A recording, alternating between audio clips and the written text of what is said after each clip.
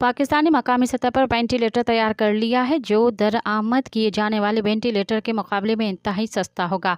निजी टीवी के मुताबिक साइट इंडस्ट्रियल एरिया कराची में कायम कंपनी में तरबियत याफ्ता अमला पुर्जाजात की जांच में मसरूफ़ है। 21 से 22 दिन में क्वालिटी कंट्रोल का अमला 4 किस्म के टेस्टिंग मसनूई फेफड़ों के ज़रिए करता है।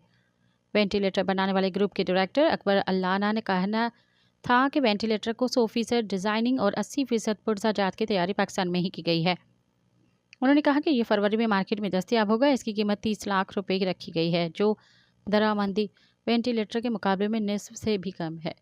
उन्होंने कहा कि वेंटिलेटर बैनुल अक़वामी मयार के मुताबिक है जिसका क्लिनिकल ट्रायल भी हो चुका है। पाकिस्तानी वेंटिलेटर को बांग्लादेश, श्रीलंका समेत दीगर ममालिक को बरामद किया जाएगा।